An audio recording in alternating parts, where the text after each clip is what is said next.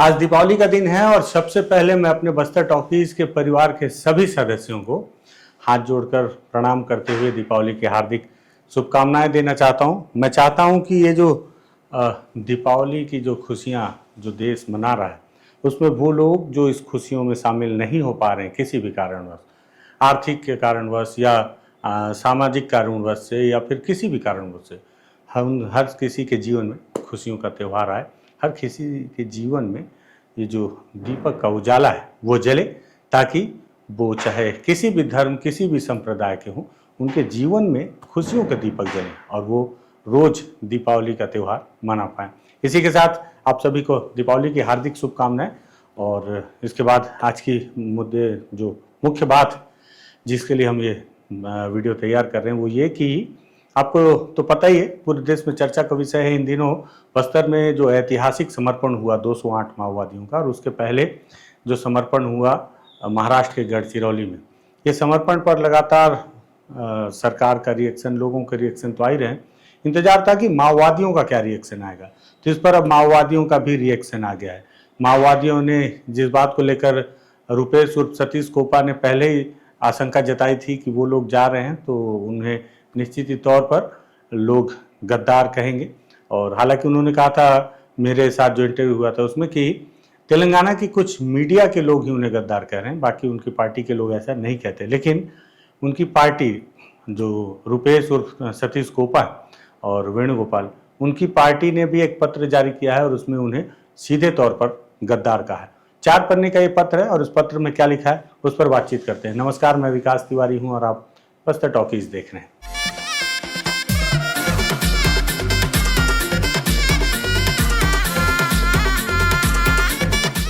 दरअसल बीते दिनों जिस तरह से ये जो समर्पण हुआ है, इसने देश को जहां एक तरह से सरकार को उत्साहित किया है कि इतने सारे कैडर, जिसमें सेंट्रल कमेटी, DKSZC और डिवीसीएम स्तर के माओवादी हैं, साथ ही कंपनी के हैं, PLGA के भी लोग हैं, तो इतने सारे लोग जिन्हें वापस लाना बहुत बड़ी चुनौती थी, वो इतने सुगम तरीके से उन्होंने सरकार के साथ आकर खड़े होने पर इच्छा जताई, वो लोग वापस लौट कर आए। और साथ ही साथ सिर्फ आए ही नहीं, जिस समर्पण पर मैं बार बार बात करता था कि बिना हथियारों का कैसा समर्पण, तो उन्होंने उस बात को भी गलत साबित करते हुए वो समर्पण किया जिसमें उन्होंने केवल हथियार नहीं बल्कि अपने पास के सारे कारतूस सरकार के हाथ सौंप दिए।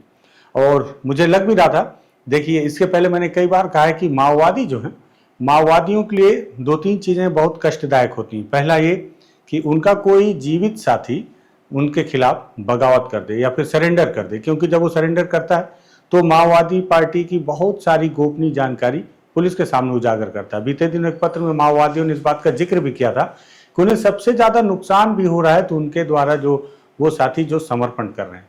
उसके बाद अगर माओवादियों को सबसे ज़्यादा दिक्कत होती है तो होती है कि अगर उनके हथियार छीन लिए जाएँ, क्योंकि एक एक हथियार उन्होंने कई अलग अलग जगह से लूटे हैं, मुठभेड़ की हैं और बहुत जद्दोजहद से उन्होंने हासिल किया था, जवानों से ही लूट कर। ये माओवादियों का हथियार पाने का तरीका है, और वो हथियार अगर उनके हाथ से निकल जाए तो उन्हें ऐसा लगता है कि उनकी पार्टी का सब कुछ लूट गया है।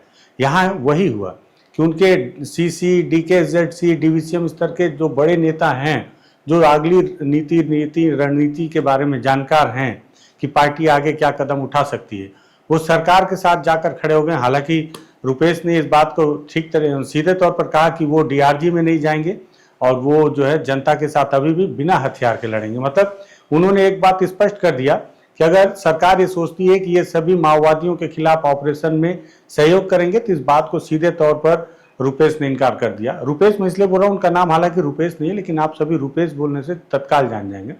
उन्होंने स्पष्ट कर दिया कि हम सरकार के लिए ये काम नहीं करेंगे कि हम नक्सल विरोधी अभियान में शामिल हों। तो इस बात को लेकर हो सकता है पार्टी के मन में थोड़ी सी निश्चिंतता हो, लेकिन पुलिस हो सकता है दबाव दे के कुछ जानकारियां उनसे उगलवा भी ले, ये तो आने वाला वक्त बताएगा। वहीं दूसरा नुकसान जो उन्हें हथियार को लेकर हुआ, तो ये उन्हें सबसे ज़्यादा नुकसान हुआ है, और नुकसान होना था तो निश्चित ही तौर पर उनके तरफ से उनकी प्रतिक्रिया आनी थी। 4 पन्नों का ये पत्र है, देखिए क्या लिखा है माओवादियों ने इस पत्र में। मुझे लगा कि इसको आपको बता देना चाहिए। मैं आपको पढ़ के बताता हूँ। ये पत्र, सबसे खास बात है कि ये पत्र भी अभय ने लिखा है।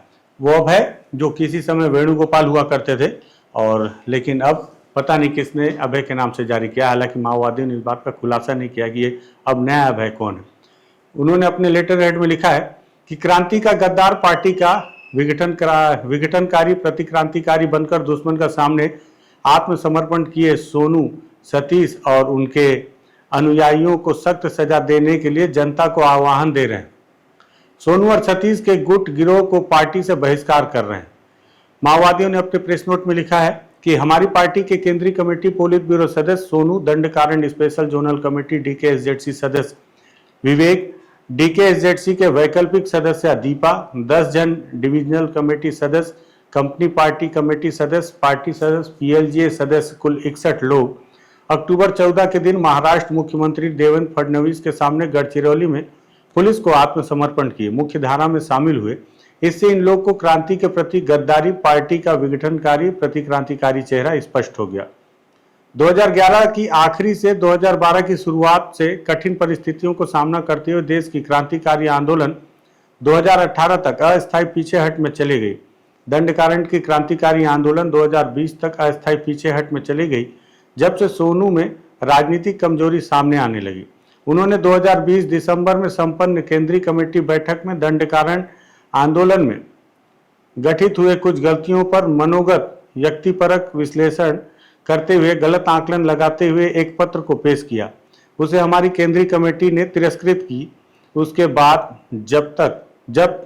बाद तब गठित होने वाली केंद्रीय कमेटी पोलित ब्यूरो बैठकों में सोनू में मौजूद गलत राजनीतिक विचारों को, कमजोरियों को सुधारने की कोशिश किए गए।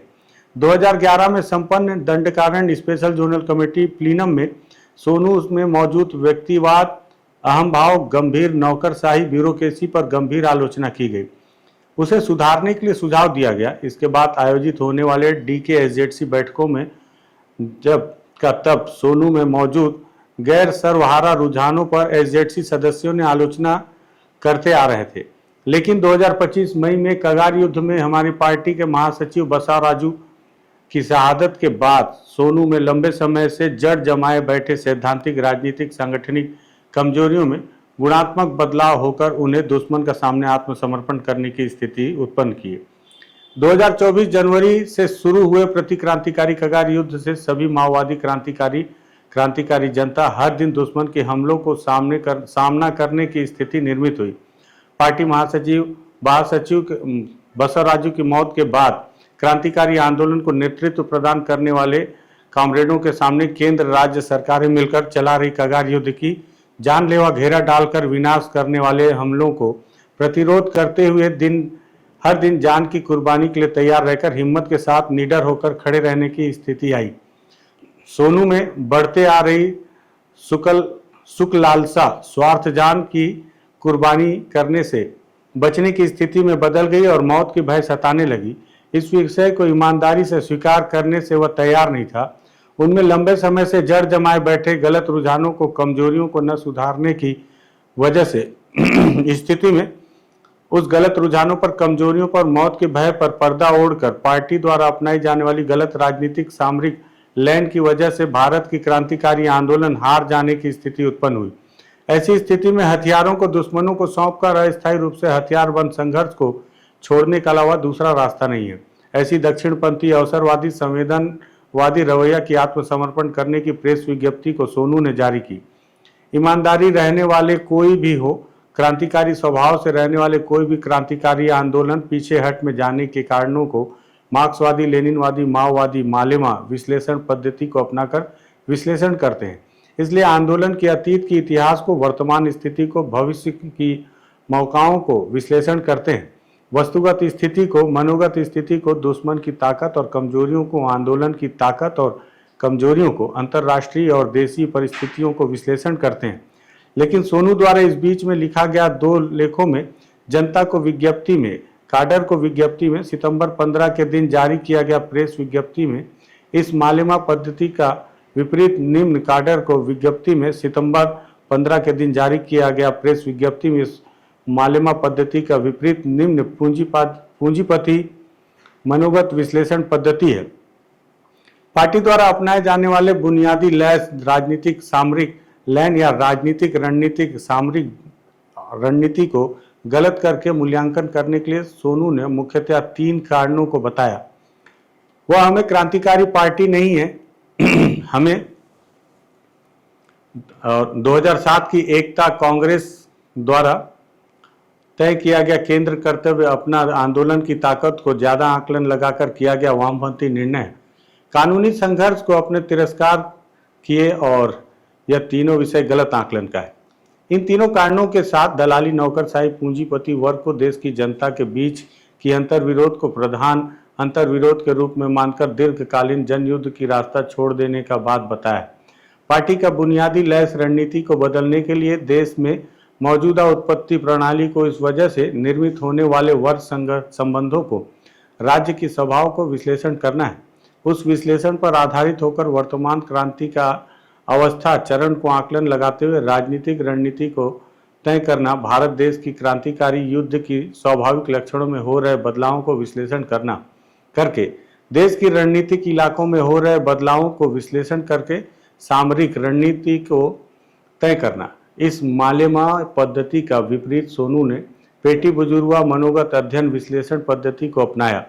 मनोगत अध्ययन विश्लेषण पद्धति का मतलब एक तरफा आंशिक असमग्र सतही विश्लेषण पद्धति। सोनू द्वारा इस बीच में लिखा गया 2 लेखों में 2 विज्ञप्ति में प्रेस विज्ञप्ति में इस पद्धति का विश्लेषण और मूल्यांकन है। इसलिए सोनू ने पार्टी द्वारा लिखित भारत देश की उत्पत्ति प्रणाली में बदलाव अपना राजनीतिक कार्यक्रम, भारत देश की जाति सवाल अपना दृष्टिकोण, भारत देश में राष्ट्रीयता सवाल अपना पार्टी रवैया दस्तावेजों को इन दिनों केंद्रीय कमेटी तक सीमित भारत देश में दलाल नौकरशाही पूंजीपति वर्ग पर अपना पार्टी रवैया अपना राजनीतिक कार्यक्रम नामक दस्तावेजों को एक तरफ अनुमोदन जताते हुए क्रांतिकारी आंदोलन के पीछे हट कारणों को समीक्षा करके केंद्रीय कमेटी 2020 दिसंबर में जारी की गई। केंद्रीय राजनीतिक सांगठनिक समीक्षा को अगस्त 2024 में पोलित ब्यूरो द्वारा जारी की गई सर्कुलेशन को अनुमोदन जताते हुए इन दस्तावेजों में लिखित विषयों के विपरीत आकलन लगाते हुए हमारे पार्टी अपनाने वाले राजनीतिक सामरिक लैन को ही गलत करार दिया। इसलिए सोनू ने पार्टी द्वारा किए गए गलतियों के साथ साथ भारत देश के बलवान और शक्तिशाली राज्य स्टेट द्वारा कई दशकों से चलाए जा रहे प्रतिक्रांतिकारी हमले कगार युद्ध की भी मुख्य कारण करके पार्टी द्वारा की गई आकलन को उन्होंने अस्वीकार किया। देश में सामंती व्यवस्था अवशेष के रूप में बदले बिना दलाल नौकरशाही पूंजीपति वर्ग व्यापक जनता के बीच का अंतर्विरोध नहीं बन सकता। प्रेस विज्ञप्ति की सीमितता को ध्यान में रखकर अब इसे ज्यादा नहीं लिख रहा। इन्होंने अपनी भाषा शैली में माओवादियों ने अभय ने इस बात को लिखा है। अब ये आपके कितने समझ में आ रहा है पता नहीं, लेकिन इन्होंने जो लिखा मैं उसे शब्दशः पढ़ रहा हूँ। वास्तव में सोनू को अपना द्वारा लिखा गया या बताया गया बातों पर विश्वास रहने से पार्टी में रहते हुए केंद्रीय कमेटी और पोलित ब्यूरो में चर्चा करना चाहिए। जान को कुर्बानी करने के लिए तैयार रहकर क्रांतिकारी आंदोलन को नेतृत्व प्रदान करते हुए अपना मत विचार और तर्क को केंद्रीय कमेटी में और पोलित ब्यूरो में चर्चा करके क्रांतिकारी आंदोलन में मौजूद गलतियों को सुधारने के लिए कोशिश किया होता तो उनको अपना मतों विचारों पर विश्वास रहने का, ईमानदारी रहने का बात को स्वीकार सकते थे। लेकिन वह ऐसा करने रहने के लिए तैयार न रहकर पार्टी की संगठन पद्धति को उल्लंघन कर दुश्मन का सामने आत्मसमर्पण करके यह साबित कर दिया कि उन्हें अपना मत और तर्क पर खुद को विश्वास नहीं है, ईमानदार नहीं है। उनका यह तर्क सिर्फ उनका मौत की भय को छिपाने का अवसरवाद के सिवाय और कुछ नहीं करके साबित हो चुका है। इस तरह गलत तर्कों से क्रांतिकारी खेमे को, पार्टी काडरों को, पीएलजीए सदस्यों को गुमराह करना, दुश्मन के सामने आत्मसमर्पण करना क्रांति के प्रति गद्दारी होती है। सोनू ने अपना वाद विवाद को, बहस को केंद्रीय कमेटी में पोलित ब्यूरो में चर्चा करने की जनवादी केंद्रीयता पद्धति को उल्लंघन करके संगठन पद्धति को, सांगठनिक अनुशासन को उल्लंघन करते हुए बीते कुछ महीनों से पार्टी के विभिन्न स्तर के पार्टी कमेटियों के सदस्यों से, पार्टी सदस्यों से, पीएलजीए सदस्यों से चर्चा करते हुए पार्टी को तोड़ने की, विघटन करने की षड्यंत्र को अमल किया। हमारा पार्टी के राजनीतिक सामरिक लैन पर दृढ़ता के साथ खड़े रहने वाले विभिन्न स्तर के पार्टी कमेटी सदस्यों को, पार्टी सदस्यों को, पीएलजीए सदस्यों को योजनाबद्ध तरीकों से दूर रह सकते हैं। सोनू और उनके अनुयायियों ने दुश्मन के सामने आत्मसमर्पण करना चाहते हैं तो आत्मसमर्पण कर सकते हैं, लेकिन पार्टी का क्रांतिकारी जनता का हथियारों को पार्टी को सौंपने के लिए केंद्रीय कमेटी द्वारा जारी किए गए प्रेस विज्ञप्ति में बताने के बावजूद उसे पालन न करते हुए 50 हथियारों को दुश्मन को सौंप दिया। कई सारे पार्टी और पीएलजीए कॉमरेड क्रांतिकारी जनता दुश्मन के सशस्त्र बलों से लड़कर जान कुर्बानी करके उन हथियारों को जब्त किए। ऐसे हथियारों को दुश्मन को सौंपने का मतलब माओवादी क्रांतिकारियों को हत्या करने के लिए दुश्मन के साथ हाथ मिलाना होता है। यह प्रति क्रांतिकारी काउंटर रेवोल्यूशनरी योजना होता है। क्रांतिकारी स्वभाव को खो जाके क्रांति के प्रति गद्दार पार्टी का विघटनकारी प्रतिक्रांतिकारी बनने वाले सोनू को उनके साथ मिलकर दुश्मन के सामने आत्मसमर्पण करने वाले डीकेएसजेडसी सदस्य विवेक को, डीकेएसजेडसी वैकल्पिक सदस्य दीपा को और 10 divisional committee company party committee सदस्यों को पार्टी से बहिष्कार कर रहे हैं। क्रांति के प्रति गद्दारी करने वाले इन गद्दारों को सख्त से सख्त सजा देने के लिए क्रांतिकारी जनता को हम आह्वान दे रहे हैं। सोनू की वाद विवाद में छिपा हुआ छल कपट को, अवसरवाद को समझे बिना उसे धोखे से उनके साथ जाकर आत्मसमर्पण करने वाले पार्टी सदस्यों को, पीएलजीए सदस्यों को हम आह्वान कर रहे हैं कि आगे जाकर उनको धोखा को समझकर वापिस आकर जनता को साथ देकर साधारण जिंदगी बिताइए। बीते साल आखिरी में सोनू ने अपना जीवन साथी को और कुछ लोगों को महाराष्ट्र के मुख्यमंत्री देवेंद्र फडणवीस के समक्ष गढ़चिरौली पुलिस के सामने आत्मसमर्पण करने की योजना बनाकर आत्मसमर्पण कराया। जब से लेकर अब तक सोनू देवेंद्र फडणवीस के साथ पुलिस उच्च अधिकारियों के साथ संबंध में रहने की बात इस बीच की घटनाक्रम में स्पष्ट हो रही है। क्रांतिकारी पार्टी में रहते हुए इस तरह दुश्मन से संबंध रखने का मतलब पार्टी के प्रति गद्दार बनना, कोवर्ट बनना। इस तरह के गद्दार को, कोवर्ट को सही तरीका से भारत की क्रांतिकारी आंदोलन को निर्मित करने की बातें करने का कोई नैतिकता नहीं है। यह सिर्फ और सिर्फ धोखा है। सोनू और उनका अनुयायी 61 जन पुलिस के सामने आत्मसमर्पण करना क्रांतिकारी आंदोलन के लिए गंभीर नुकसान है।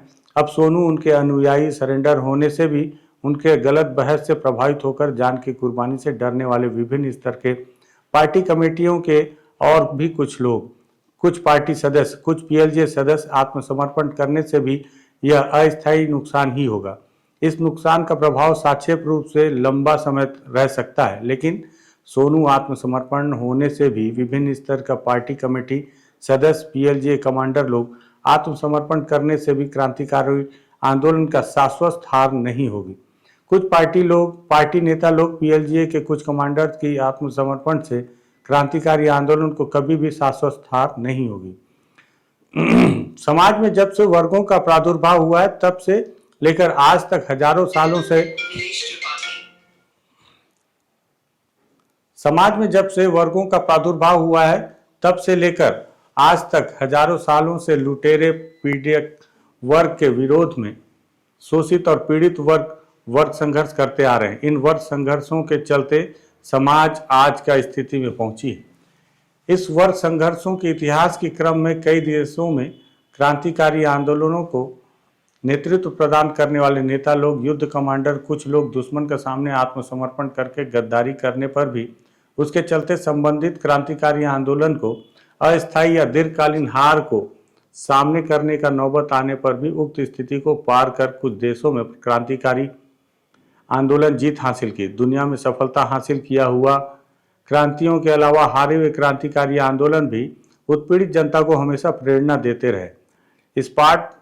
स्पार्टकस के नेतृत्व में चला गुलामों का विद्रोह हार जाने के बाद भी वो विद्रोह अब भी दुनिया भर के जन विद्रोह उसको प्रेरणा देती आ रही है।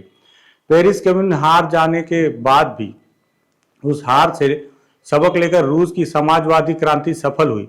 भगत सिंह अपना द्वारा स्थापित पार्टी के द्वारा अपना जीवन काल में देश को आज़ाद नहीं कर पाने से भी उनका शहादत आज भी अपना देश के करोड़ों नौजवानों को प्रेरणा देती आ रही है। लड़कर संघर्ष कर हारने वाले जनता जननायक पार्टियां उन संघर्षों का पुनर्निर्माण के लिए आगे बढ़ने के लिए प्रेरणा देते हैं। इसका विपरीत संघर्ष लड़े बिना दुश्मन के सामने आत्मसमर्पण करने वाले जनता, नेता, पार्टी संबंधित संघर्षों आंदोलनों को जनता को निराशा में डुबाते हैं, क्योंकि आत्मसमर्पण कभी भी कहीं भी जनता को, आंदोलन को, क्रांति को प्रेरणा नहीं देगी। इसलिए दुश्मन को सामने आत्मसमर्पण करने वाले, क्रांति के प्रति गद्दार बने सोनू के क्रांतिकारी आंदोलन के लिए नई रणनीति, सही रणनीति बनाने की बातें सिर्फ धोखेबाजी हैं। क्रांतिकारी आंदोलन का नेता लोग दुश्मन का सामने आत्मसमर्पण करने पर भी, दुश्मन को हथियार सौंपने पर भी जनता फिर से संघर्ष, क्रांति के रास्ते में आगे बढ़ते हैं। इस बीच की नेपाली घटनाएं परिणाम इसी विषय को साबित करती है। 20 साल पहले नेपाल में प्रचंडा भट्टाराय की गुट ने वहां की जनमुक्ति छापामार सेना पीएलए को उस देश की सरकार के सामने सरेंडर कराया। पीएलए का सभी हथियार को दुश्मन को सौंप कर क्रांति के प्रति गद्दारी की। लेकिन 20 साल बाद इस बीच में ईमानदारी क्रांतिकारी लोग संगठित होकर revolutionary communist party of Nepal नामक पार्टी को गठित की। यह पार्टी इस बीच में नेपाली जन आंदोलन में शामिल होकर दुश्मन की शस्त्रागारों में कुछ हथियारों को जब्त की। इस षड्यंत्र में शामिल हुए डीकेएसजेडसी उत्तर ब्यूरो सतीश सचिव, 3 एसजेडसी सदस्य संतु, भास्कर, राजमन, रनीता और 150 की संख्या में पार्टी सदस्य, पीएलजीए सदस्य लोग दुश्मन के सामने सरेंडर होकर दुश्मन को हथियार सौंपने का समाचार मिला। यह चारों एसजेडसी लोग सोनू की तरह पार्टी को तोड़कर विघटनकारी पार्टी का हथियारों को दुश्मनों को सौंपकर क्रांति के प्रति गद्दार पार्टी, विघटनकारी प्रति क्रांतिकारी बन गए। बीते कुछ महीनों से सतीश ने पुलिस उच्च अधिकारियों से संपर्क में, छत्तीसगढ़ के गृह मंत्री से संपर्क में रहकर कोवर्ट के रूप में काम करते आने के विषय इस बीच की घटनाक्रम से समझ में आ रही है। इसलिए इन चारों को इनके साथ मिलकर दुश्मन को सरेंडर होने वाले को पार्टी से बहिष्कार कर रहे हैं। इन सभी गद्दारों को सख्त सजा देने के लिए जनता को हम आह्वान दे रहे हैं। सोनू, सतीश दोनों में बीते 12-13 सालों से मौजूद दक्षिणपंथी विचार धीरे धीरे दक्षिणपंथी रुझान में परिवर्तित होकर कगार युद्ध की शुरुआत से वह दक्षिणपंथी अवसरवाद में परिवर्तित हुआ। वह अब क्रांति के प्रति गद्दारी के रूप में, प्रति क्रांतिकारी रूप में परिवर्तित हुआ। इस परिवर्तन को सही समय पर सही आकलन लगाकर उचित कार्रवाई लेने में हम विफल हो गए। इस विफलता के चलते वह दोनों अपना अपना नेतृत्व की दर्जा को इस्तेमाल करके क्रांतिकारी आंदोलन को गंभीर नुकसान पहुंचाया। इस विफलता को हम समीक्षा करके उचित सबक लेंगे, ऐसा हमने देश के क्रांतिकारी खेमे को बता रहे हैं। क्रांति के प्रति गद्दार बनने वाले सोनू, सतीश का गुट गिरोह सही रास्ते में क्रांतिकारी आंदोलन को विस्थापित करने की बात धोखा है। केंद्र राज्य सरकारों की गुप्तचर विभाग, इंटेलिजेंस एजेंसियों के नियंत्रण में रहते हुए वह चलाने वाले जन संघर्ष क्रांतिकारी आंदोलन सरकारी प्रायोजित जन संघर्ष क्रांतिकारी आंदोलन होगा। इसलिए सोनू, सतीश का गुट वाले जन आंदोलन, जन संघर्ष के नाम पर जनता के पास आने पर उन्हें मार भगाने के लिए जनता को आह्वान कर रहे हैं। सोनू, सतीश का गद्दारी को अब या इसके बाद समझकर जनता के पक्ष में वापस आने के लिए उस गुट में रहने वाले हमारी पार्टी सदस्यों को, पीएलजे सदस्यों को हम आह्वान दे रहे हैं। इस तरह जनता के पक्ष में आने वाले को हम कोई नुकसान नहीं पहुंचाएंगे। केंद्र राज्य सरकारों के इंटेलिजेंस एजेंसियों से मिलकर पार्टी को विघटन करने की प्रति क्रांतिकारी गतिविधियां छोड़ देने के लिए सोनू, सतीश को हम चेतावनी दे रहे हैं। कगार युद्ध की हमलों में मारे जाने के डर अगर रहने वाले अगर कोई दुश्मन को सरेंडर होना चाहते हैं तो हो सकते हैं, लेकिन पार्टी का, क्रांतिकारी जनता का हथियारों को दुश्मन को सौंपना नहीं। इस तरह हथियार सौंपना क्रांति के प्रति गद्दारी और प्रति क्रांतिकारी काम होता है। इसलिए ऐसे गद्दारों को, प्रति क्रांतिकारियों को क्रांतिकारी जनता जरूर सख्त सजा देते हैं। भारत देश में उत्पत्ति संबंधों में बदलाव अपना राजनीतिक कार्यक्रम, भारत देश में जाति सवाल अपना दृष्टिकोण, भारत देश में राष्ट्रीयता का सवाल अपना राजनीतिक कार्यक्रम, भारत देश की दलाली, नौकरशाही, पूंजीपति वर्ग के बारे में अपना पार्टी रवैया, अपना राजनीतिक कार्यक्रम नामक दस्तावेजों को और भी विश्लेषण करते हुए बदले हुए सामाजिक परिस्थितियों के अनुरूप, भारत की क्रांतिकारी युद्ध की स्वाभाविक लक्षणों में हो रहे बदलावों के अनुरूप, रणनीतिक इलाकों में हो रहे बदलावों के अनुरूप अपना राजनीतिक सामरिक लैन को और भी समृद्ध बनाकर भारत की क्रांतिकारी आंदोलन को चलाने के लिए हम देश के तमाम क्रांतिकारी खेमे शिविर को आह्वान दे रहे हैं। सोनू, सतीश गुट द्वारा उत्पन्न हुआ, सतीश को पार्टी के उत्पन्न संकट, गंभीर संकट के रूप में स्वीकार करते हुए इस संकट को पार करेंगे। मौजूदा परिस्थिति में अपना आत्मगत शक्तियां काफ़ी हद तक नुकसान होने की, कमज़ोर होने की स्थिति को स्वीकारते हुए आंदोलन पर दुश्मन काबू पा लेने की स्थिति को ध्यान में रखकर पार्टी को, पीएलजीए को, संयुक्त मोर्चा को, कुल मिलाकर क्रांतिकारी आंदोलन को बचाते हुए देश भर के क्रांतिकारी आंदोलन को पुनर्निर्माण करेंगे। सोनू सतीश सरेंडर होने पर भी, कल और कोई सरेंडर पर भी अपना पार्टी दुश्मन के सामने सरेंडर नहीं होगा, ऐसा हम देश के क्रांतिकारी शिविर को आश्वासन विश्वास दे रहे हैं। जब तक इस धरती जमीन पर वर्गों के मौजूदी रहेगी, तब तक वर्ग संघर्ष उनकी उन्नत रूप में जनयुद्ध चलते रहेगी। यह ऐतिहासिक नियम है, इस नियम को सरेंडर नहीं बदल सकते। इसलिए वर्तमान में पीछे हट की स्थिति रहने वाले भारत देश भी क्रांति को आगे ले जाने के लिए भरपूर आत्मविश्वास के साथ, हिम्मत साहस के साथ बढ़ेंगे। अंतिम जीत जनता की होगी।